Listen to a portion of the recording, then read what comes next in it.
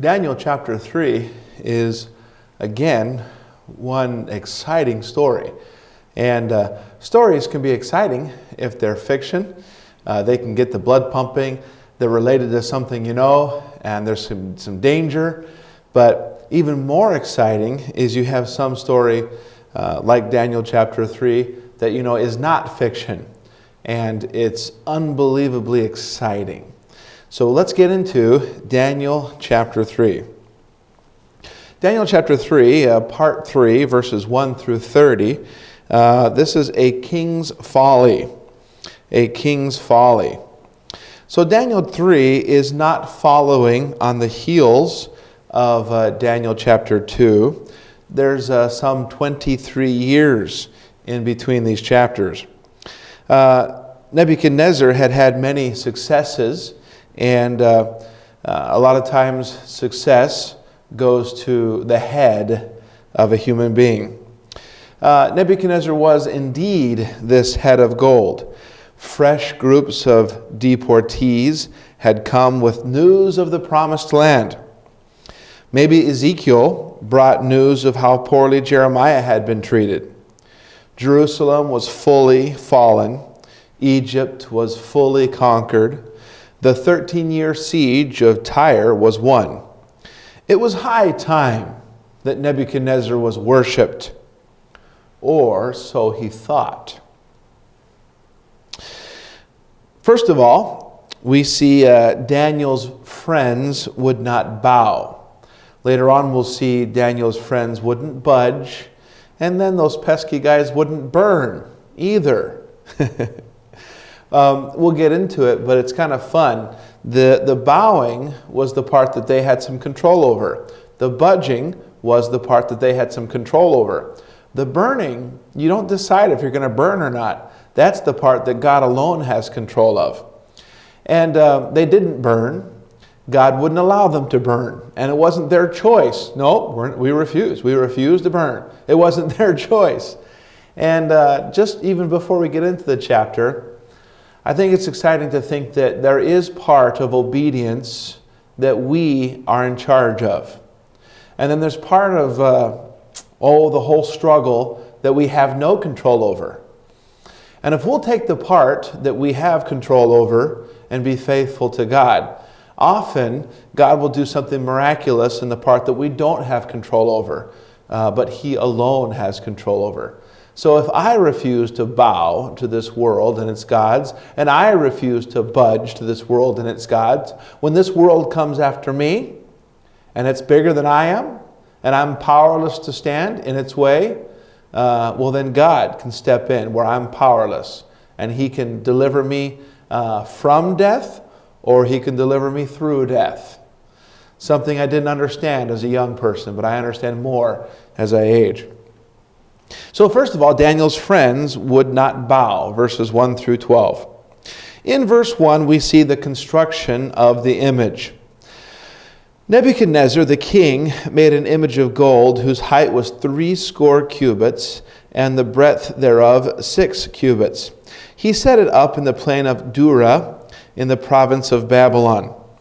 So the construction of the image. It was 90 feet high and 9 feet wide. Imagine that. Did Nebuchadnezzar wonder at the beauty of the pyramids, the ornateness of the sphinxes, or even the colossal temples he had seen? Maybe the enormous statue of Ramesses the Great that he had seen in Egypt. I should make a colossal monument to memorialize myself. Presumably of myself, of himself. Now, this image would be all of gold, presumably overlaid. Now, another example of something being overlaid that was said to be of gold, Exodus 39:38 said the altar was golden, when we know from 37:25 that it was overlaid as well. So this golden altar was most likely, this golden image was most likely overlaid with gold. Nebuchadnezzar would have had much gold from his plunders. Was this a thumbing of his nose at God? I sure think so. Oh, the image in your dream had only a head of gold. Mine is made entirely of gold. There will be no empires after me. This is foolishness. What could he say for the time after him? He wasn't going to be around for it. He is limited by the amount of time that we have. This image was set up in the plain of Dura, probably on the site of Tulal Dura, 16 miles southeast of Babylon. He would unite his people around this idol, a state religion, a sacral society. Again, forced worship is not true worship. It is pagan, found in Roman Catholicism and Protestantism. The inhabitants of a locale were forced to worship or die. Christianity is different. It is the mobilization of New Testament truth through the local church in a pluralistic society. During the tribulation, the Antichrist will establish a state religion worldwide to worship him or suffer death. Revelation 13 and 14. The Lord Jesus Christ will set up a true state religion during the millennium based on Jehovah worship. Zechariah 14 and Revelation 19:15. This was obviously a test set up to expose any who are not 100% loyal to this state religion. Here is a second anti-God ecumenical attempt of note occurring here in Babylon. Was this a test for his non-Babylonian captives in particular? It would tower skyward. It would be visible for miles. Again, if you think much about it, it seems like the ratios are all out of whack. A human being, the ratios of width versus height are approximately 1 to 6. Not 1 to 10, like this image. It would have been extremely tall and skinny. Some suggest that possibly it was up on a pedestal. Something interesting about this, well, anyway, with the pedestal, so some of that height would have been taken away with the height of the pedestal, and it would have been more, the actual image itself would have been closer possibly. It was 60 by 6 cubits. Now this is kind of interesting, 60 by 6, 90 feet by 9 feet, which is 60 cubits by 6 cubits. It's interesting with numbers. Numbers in Scripture have significance. 4 symbolizes the world, 5, grace, and 6 has to do with man. Man was created on the 6th day. He works 6 days. The hours in our day are multiples of 6. And the Antichrist is stamped with 666. Revelation 13:18. The Babylonian system was sexagismal. Basically, our number system is on base 10, decimal. Theirs was based on 6, sexagismal. By the way, remnants of this numbering system are still around today. 1 foot is 12 inches, 2 sets of 6. 1 yard is 36 inches, 6 sets of 6. The Antichrist, it's interesting, in chapter 7, verse 25, will go about changing many things, and possibly these numbering systems are one of them. In some of our translations, like the NIV, which employs dynamic equivalency, they change the cubits to feet, showing us 90 feet by 9 feet. While this is accurate, the Bible says 60 cubits by 6 cubits. If you change it, then you don't see the 6, 60, and 6. And you don't see the number of man in this system, the theological truth that's there. Where was Daniel as all this was taking place? Apparently he was stuck on some business for the king, possibly sick. In chapter 8, verse 27, it says, and I, Daniel, fainted and was sick certain days, Afterward I rose up and did the king's business. Possibly the Lord arranged it for he couldn't be present due to illness. But if it came to it, doubtless he would have died for what he believed in. So we see the construction of the image, and then verses 2 through 7, we see the consecration of the image. Let's read those, verses 2 through 7.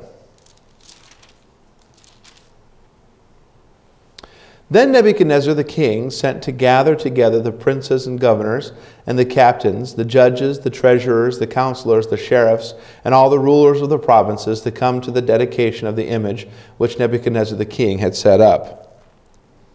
Then the princes, the governors and captains, the judges, the treasurers, the counselors, the sheriffs, and all the rulers of the provinces were gathered together unto the dedication of the image that Nebuchadnezzar the king had set up. And they stood before the image that Nebuchadnezzar had set up. Then an herald cried aloud, To you it is commanded, O people, nations, and languages, that at what time ye hear the sound of the cornet, flute, harp, sackbut, psaltery, dulcimer, and all kinds of music, ye fall down and worship the golden image that Nebuchadnezzar the king hath set up. And whoso falleth not down and worshippeth shall the same hour be cast into the midst of a burning fiery furnace.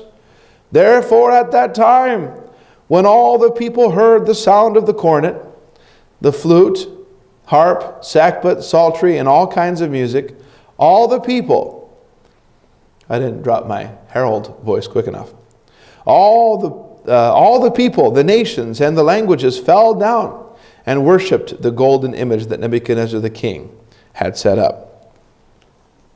So we see that not everybody in the kingdom was invited to this dedication.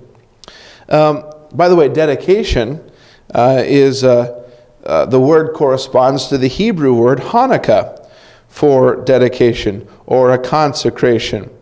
We even see in John 10:22 that Christ attended the feast of the dedication. So there was a dedication going on. This obviously wasn't a spiritual, was an anti-God one. So not everyone was invited to the dedication of the image, only important people, government officials and representatives from various nations. There are 7 groups mentioned.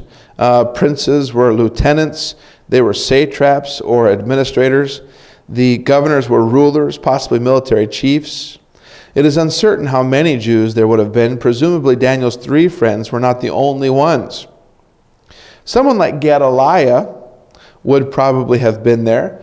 And you remember he was the Jewish governor over Judah that Nebuchadnezzar had set up. Jeremiah 40 verse 5. So Daniel's 3 friends were invited and they came. A royal invitation is a command. When Queen Elizabeth was crowned in Westminster Abbey, she is said to have sent royal invitations to the lords and the nobles of the aristocracy, to the leaders of science, art, and industry, to government officials, and to select commoners. To receive an invitation was a high honor. Actually, it was more than that because the elegant invitations stated, all excuses easing. All excuses easing. So in other words, a royal invitation is a command, which reminds us of our invitation to accept salvation, to receive Christ as salvation. God's invitation is not to be ignored or thought a small thing. There's none other name under heaven given among men whereby we must be saved. So Daniel's 3 friends were invited and they came. They must have understood they didn't have much of a choice. Just imagine the place. Daniel uses repetition in this account, thus enhancing the drama of the moment. Everything would have been ablaze with color. All the soldiers in their best uniforms, the king's bodyguard looking smart. all the officials in their fanciest garb. Certainly a day to go with the flow. Honestly, don't upset, don't rock the boat. We're going to go with the flow. We're going to smile like this is the best day of our lives. We're not going to look disinterested, dissatisfied, disgusted. We're all right. This is the time to pretend like this is great. Imagine then looking up at the 90-foot statue made of gold, now stunningly reflecting the sun. The orchestra was tuning up. Daniel himself named a half-dozen instruments that were there. The cornet, the small horn, Job 42:14, the flute. The root literally means to whistle. A harp, the Greek word behind the Latin citharus or guitar, may have been derived from this. Sackbut, used 4 times in the Authorized Version, comes from the French sec but and was initially utilized in the Geneva Bible.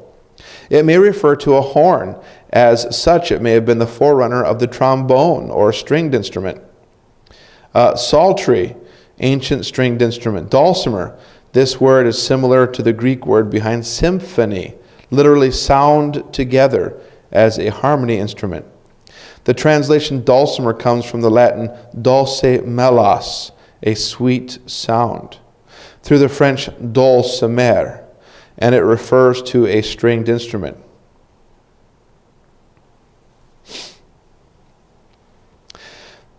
Now, we see the king arrive amidst a glorious fanfare. Hear the king's herald. Everybody would have listened to the herald with rapt attention.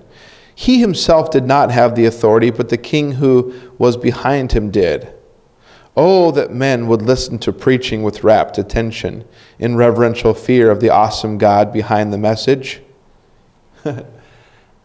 As this man spoke, people paid attention because of the authority that was behind the message.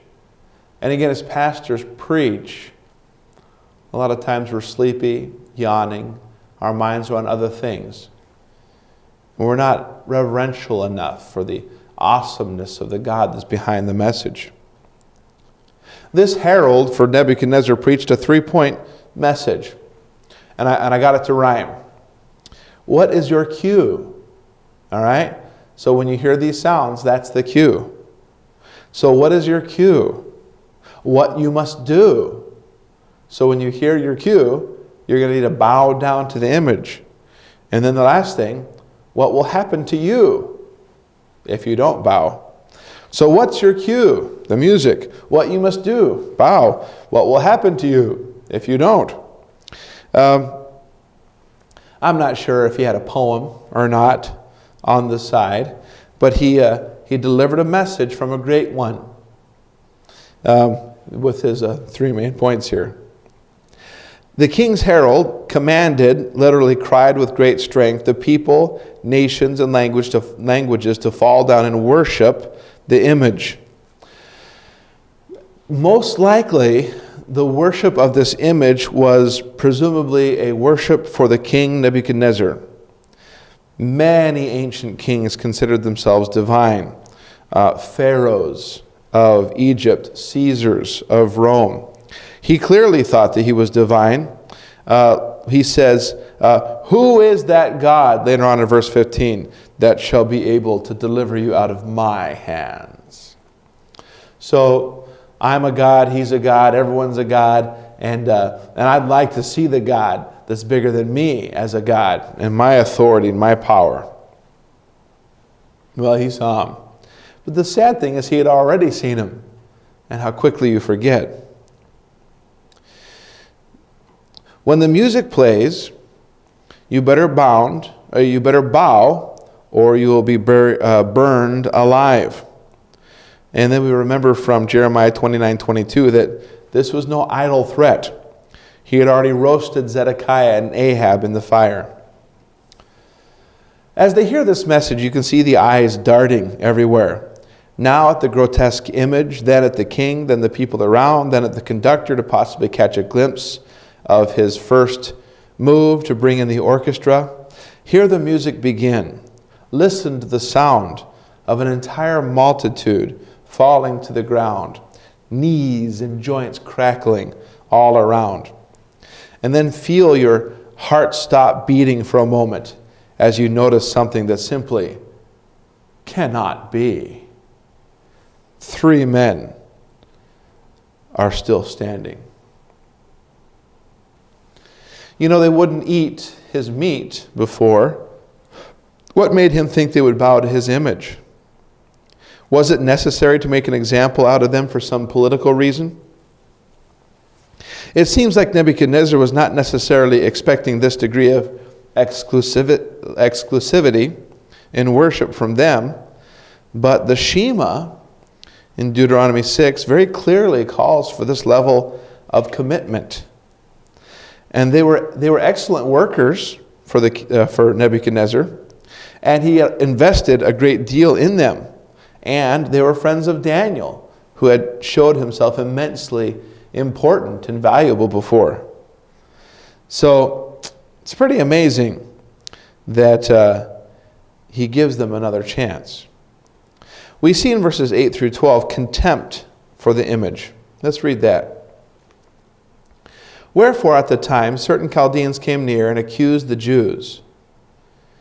They spake and said to the king, Nebuchadnezzar, O king, live forever. Thou, O king, hast made a decree that every man that shall hear the sound of the cornet, flute, harp, sack, they're going through all the details again. Yeah, I was there. I wrote the decree. I know. But they go through everything. I don't know, just like you were extremely clear. Everyone else understood you to be clear. So these guys must have understood you were clear, and yet they're defying you. Sackbut, psaltery, and dulcimer, and all kinds of music shall fall down and worship the golden image. And whoso falleth not down and worshipeth, that he should be cast into the midst of a burning fiery furnace. There are certain Jews whom thou hast set over the affairs of the province of Babylon, Shadrach, Meshach, and Abednego. These men, O king, have not regarded thee. They serve not thy gods, nor worship the golden image which thou hast set up. Contempt for the image. So the Chaldeans jump at the chance to accuse, literally the idea of chew the bits of. They want to accuse these Jews. They level 3 charges. They have not regarded thee, they won't serve your gods, and they won't bow to the image that you set up. They probably resented the promotion of the Jews, even though the interpretation, Daniel, and their prayers saved their lives, presumably. This was probably not a surprise. The Chaldeans were probably watching them with eagle eyes. Later on in chapter 6,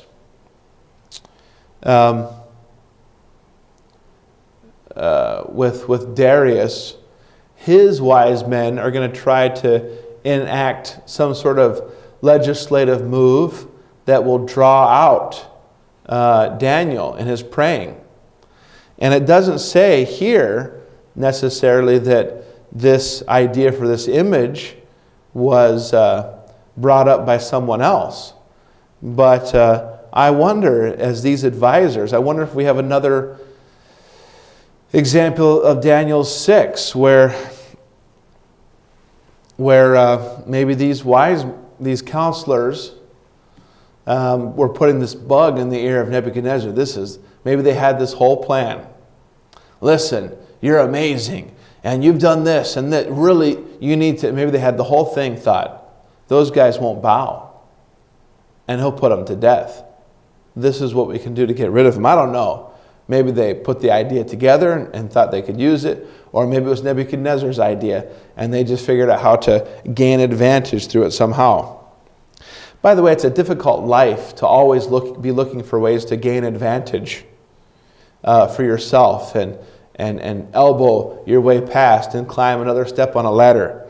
It's so much better just to say, Lord, it's all about you today. I'm going to please you. and see where I end up. And as long as you're pleased, I'm happy. O king, live forever, they said. And then they repeat the herald's entire speech. They probably savored every word, making it last as long as they could. They were prodding, provoking, and preparing the king to be as angry as he could possibly be when he heard that someone would dare to defy him.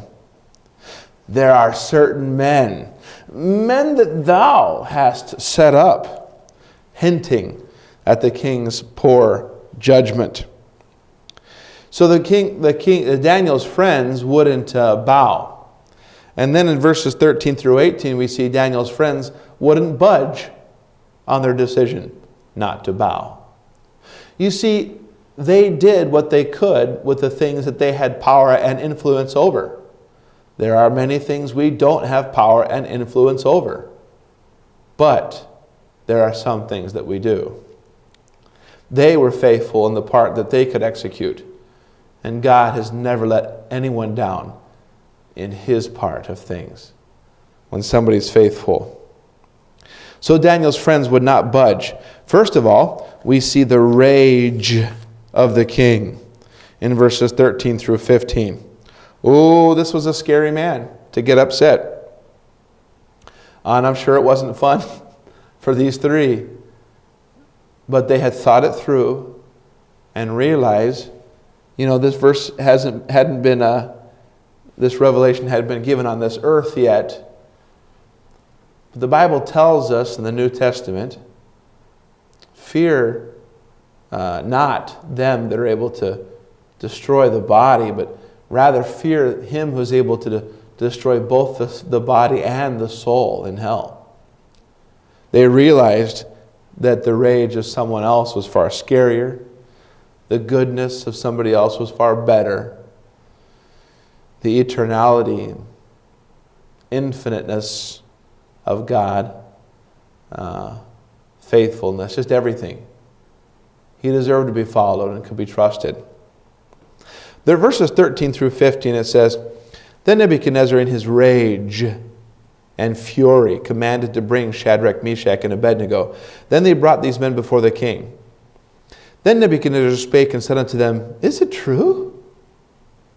O Shadrach, Meshach, and Abednego, do not ye serve my gods, nor worship the golden image which I have set up? Now if ye be ready, that at what time ye hear the sound of the cornet, flutes, harp, sackbut, psaltery, and dulcimer, and all kinds of music, ye fall down and worship the image which I have made well.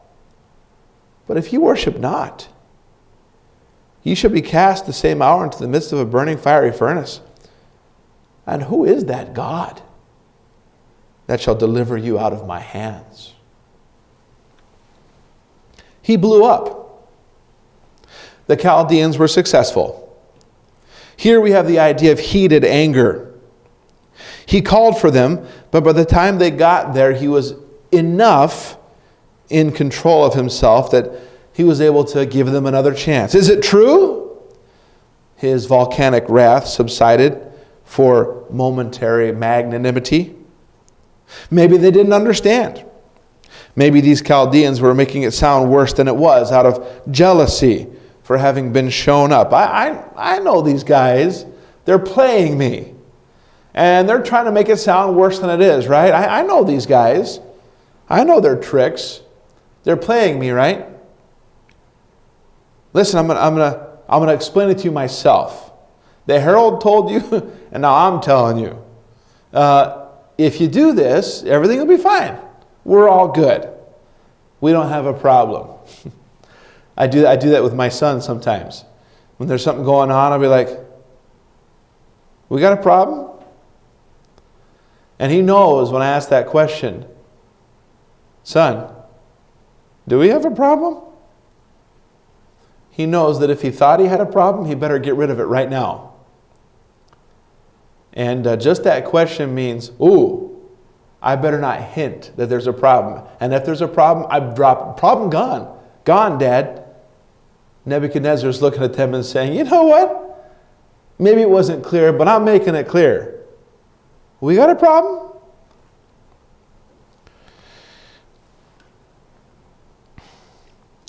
By the way, these wise men, it was probably no new thing to be shown up. After all, back in chapter 1, verse 20, these men were shown to be 10 times better than them. They were probably being shown up all the time. Possibly all of this is why that came together. Now, if ye be ready, their second chance is intensified. He explained things all over again. All those people bowing was great. Let's have another go. It is a gigantic reminder that all the earth fell before me. This time, you guys go ahead and be a part of it. I loved it with everyone bowing to me in my image. It was great. And you guys missed out somehow. So let's just bow. Who is that God? And if you don't, who is that God who shall deliver you out of my hands? Nebuchadnezzar recognized that this was no mere disobedience. It was a clash of beliefs. Your God won round 1. But we'll see about round 2. Even though the bowing of the multitude was a reminder that all the earth fell before him, the fact that these 3 would not bow reminded him of what Daniel told him back in 2:37. The God of heaven hath given thee a kingdom, power, and strength, and glory. He wanted to think that he had done all of this himself, or at the very least, that Daniel's God wasn't behind it all.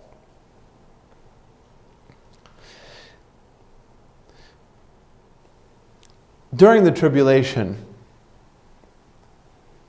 the Holy Spirit is taken away, and the devil seems to have free reign on this earth. He gathers the world before him, and he tells everyone to bow or die. There will be many that will have come to the Lord that will give their life, and they will not bow.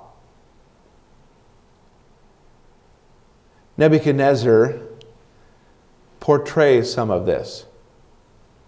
Most of the world is bowing before him, but he's irate because a tiny portion of it won't. And the same fury is going to be unleashed on this world during the tribulation. If the devil's ever going to have a chance for everyone to bow before him, it'll be then. And it won't happen. Then, the Bible tells us in Philippians chapter 2 and other places, later on, every knee will bow and every tongue will confess that Jesus Christ is Lord. On that day, we won't even look around wondering if everyone bowed. I think I'll be looking around just to try to catch the look on some people's faces or some beings' faces. Hey, how does it feel? Because every knee will bow. The devil's going to be furious that he can't get that to happen with just the people on the earth. And here Nebuchadnezzar is irate because he can't get it to happen. As great as he is, he can't get it to happen. He says, I will burn you the same hour. The idea of in that moment. So we saw the rage of the king, and then we see the resolve of the Hebrews. Verses 16 through 18. Shadrach, Meshach, and Abednego answered and said to the king, O Nebuchadnezzar. They don't have the respect here. It's not, O king, live forever. The more he pushes them to defy God, the less his authority is respected. And so here it's O Nebuchadnezzar. First name basis, no title here. O Nebuchadnezzar. Can I call you Neb? Is that all right? Zer? How about Zer? How about Cadna? How about Can I call you, how about just Neb? Hey, Neb. You know, sure, show respect. Show respect to the authority God puts in your life. But when they get in your face and tell you to defy your Creator and theirs, boy, the authority is there's not much to respect there. O Nebuchadnezzar, we are not careful to answer thee in this matter. If so be our God whom we serve, if it be so, our God whom we serve is able to deliver us from the burning fiery furnace, and he will deliver us out of thy hand, O king. But if not, be it known unto thee, O king, that we will not serve thy gods, nor worship the golden image which thou hast set up. King, no, actually, you don't have to send us out there and play the music all over again. Because without going out there, boy, I tell you what, I'd be tempted to kind of go out there and I don't know, pretend. It's like, I wasn't bowing, I was scratching my calf right there in the back of my leg here. It itched. I was like this, you know. Oh, did it look like I was bowing? I had a scratch on my nose and I wanted to scratch it there on the ground. There. I wasn't bowing. Save myself a little bit of time. Right, go out there and try to think of something. But they said, you don't have to set everything up again. It would be a colossal waste of time. We're not going out there and bowing to that image. Oh, this is fantastic. And of course, we have 20/20 vision looking back in time. We can't imagine what that would have been like. But oh, the bravery of these men just by refusing to bow the knee. They become heroes. You don't have to do something great to be a hero. You don't have to slay a giant or move a mountain. You just have to say, I'm going to be faithful to God no matter what. And nothing's going to change that. They told him they wouldn't worship that image. Proverbs 29:25 tells us the fear of man bringeth a snare, but whoso putteth his trust in the Lord shall be safe. And then, O Nebuchadnezzar, they dropped the title there. We are not careful to answer thee. We make no excuse or apology for our actions. We disobeyed carefully and on purpose, and we will do so again. They trusted that God was more than able to deliver them, but acknowledged that his sovereign will for them might be martyrdom. God is not obligated to miraculously save their lives. We remember in Acts chapter 11 and 12, James, God allowed James to die, but then he delivered Peter miraculously. We don't know what God will do, but we only know that he is able to do whatever he wants to do. Job 13:15, he says, though he slay me, I will trust in him. Acts 20:24, Paul says that I don't count my life dear. I'm just going to obey God, and if I go, I go. Only God will allow that. 2 Timothy 1:12 talks about suffering some. The king was thunderstruck. He was very gracious to give them this second chance. His personal condescension had been spurned. His new golden god had been scorned. The God of these fanatical Hebrews had been extolled. His purposed global religion had been challenged, and the threat of fire and brimstone had been treated with utter contempt. We see in verses 19 through 30, Daniel's friends would not burn. There was persecution, there was preservation, and there was promotion of these men.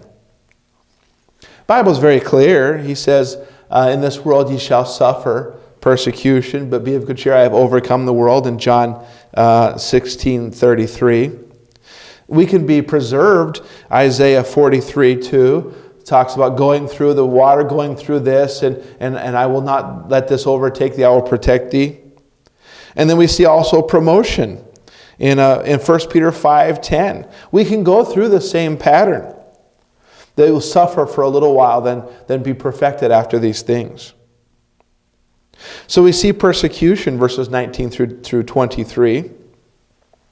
First of all, we see the king's fury, verses 19 through 20. Then was Nebuchadnezzar full of fury, and the form of his visage was changed. So he's putting on the smile. He's like, hey guys.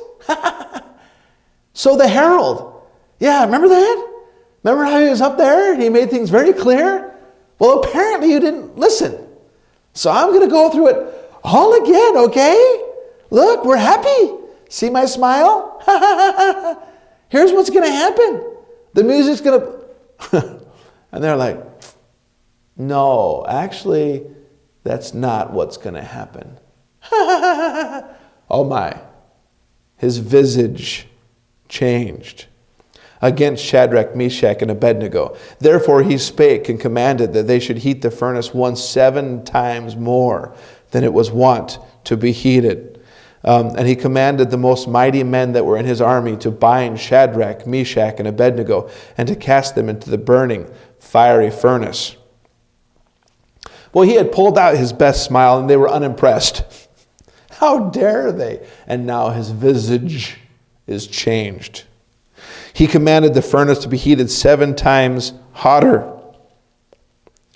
Probably the 7 times is the idea of heated to the maximum. The normal heat for that furnace, to crank it all the way up. The most fuel and the most draft possible. The king had certainly lost his cool. He called for his most mighty men, literally his strong men of valor, to bind them and cast them into the seething cauldron of fire and flame. In verses 21 through 23, we see the king's furnace. Then these men were bound in their coats, their hosen, and their hats, and other garments, and were cast into the midst of the burning fiery furnace. Therefore, because the king's commandment was urgent, the furnace exceeding hot, the flame of the fire slew those men that took up Shadrach, Meshach, and Abednego. And these 3 men, Shadrach, Meshach, and Abednego, fell down, bound into the midst of the burning fiery furnace. They were bound tightly in their coats, in their clothes, their hosen, their tunics, and their hats. Hat has the same Aramaic consonants as cerebellum, CRBL, possibly an etymological link back to cerebellum, Latin for brain, and other garments. Everything in the vicinity of the flame was scorched. These human bundles were carried to the furnace and cast in. Apparently, the furnace had an opening at the top for men to be dropped into, and an opening from the side through which the king could see. The fire was so enormously hot that the mighty men perished in a flash of heat. It was the sovereign will of God for the men of might to die without the flame, and the men of meekness to have deliverance within the flame.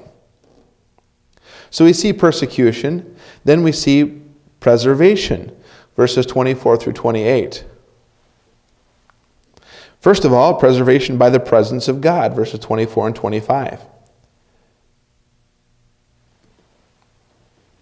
Then Nebuchadnezzar the king was astonished, and rose up in haste, and spake, and said unto his counselors, Did we not cast 3 men bound into the midst of the fire? They answered and said unto the king, True, O king. He answered and said, Lo, I see 4 men loose, walking in the midst of the fire, and they have no hurt, and the form of the 4th is like the Son of God. So you can hear Nebuchadnezzar, am I seeing a miracle? Or have I suddenly lost the ability to count? Just this morning, I thought I could count up to 3, and I see 4. Sometimes I'll have a small class of 2 or 3 students, and I'll be like, all right, I'm going to count and make sure everyone's here. 1, I always get mixed up. Where was I? Did I say 1 or was I in 2? There's 3 people. So I kind of joke, but it's pretty easy to keep track of 3 people. And you look in and you say, well, I thought I was following. I thought I was tracking this whole scenario pretty well. There's too many people in there.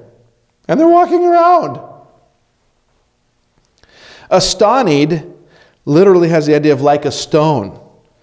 He rose up in haste. Did not we cast 3 men bound into the midst of the fire? True, O king. I see 4 men loose walking in the midst of the fire. We can't help but think of Hebrews 11, verses 33 and 34. Stopped the mouths of lions, quenched the violence of fire. We do not know of another story like this, except according to tradition, John the Beloved was apparently unharmed, having been boiled in oil. There are other accounts of martyrs who were able to sing and praise God as their bodies were consumed by flames. They walk in the fire, and they have no hurt. Just like God will tell the lions that they do not have permission to devour a lion, to devour Daniel, God told the fire here that it did not have permission to devour the 3 faithful believers. God can take the hunger away from a lion or the hunger away from a flame. Tell me that's not exciting. Not only did it not hurt them, but it helped them. They were unbound. And it says, the 4th of the form is like unto the Son of God. The form of the 4th is like unto the Son of God.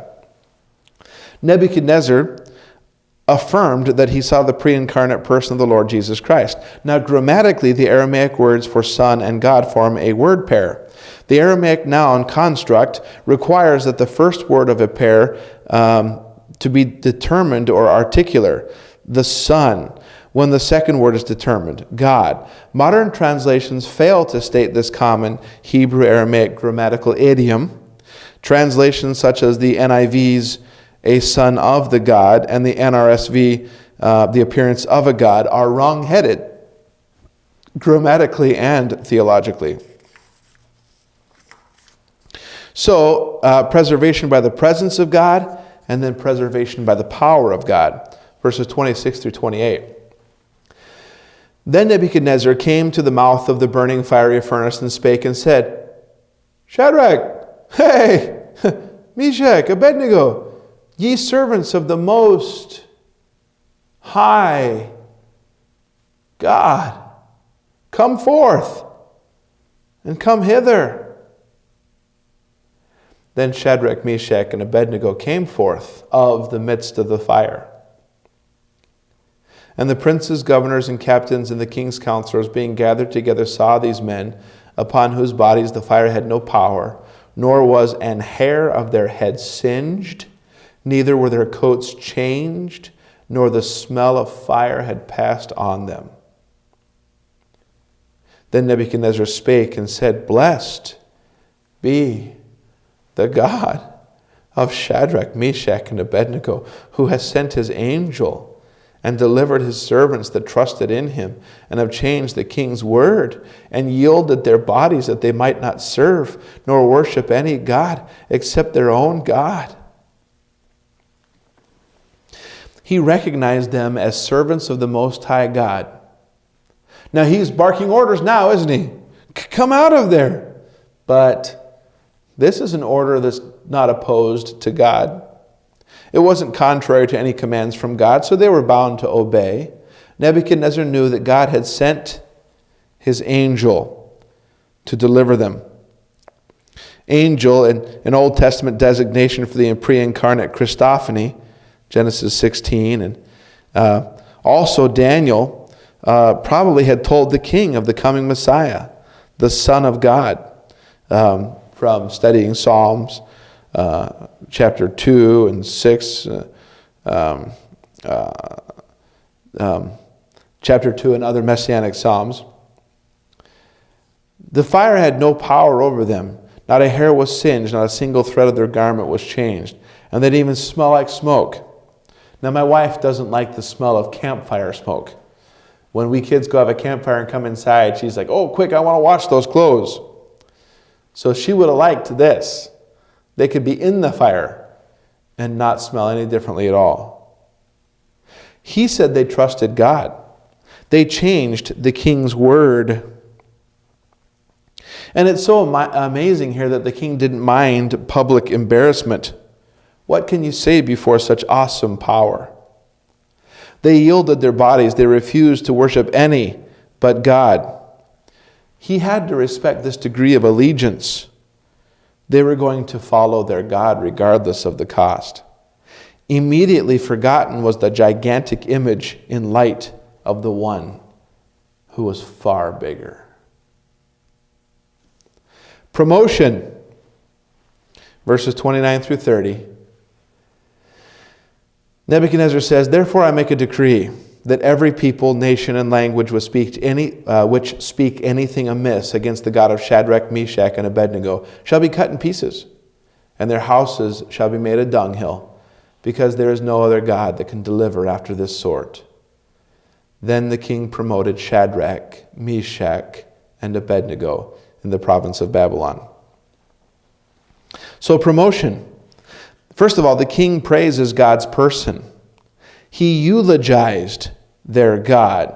He says,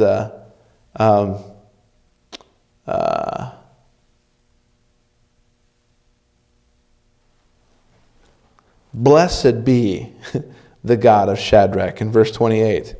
Blessed be the God of Shadrach, Meshach, and Abednego. There is no other God that can deliver after this sort. Earlier he had just asked, and who is that God who will be able to deliver you out of my hand? You can say, that's him. Oh, him. Oh, well, yeah.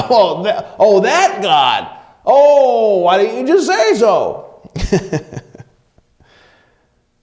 There's no other God that can deliver after this sort.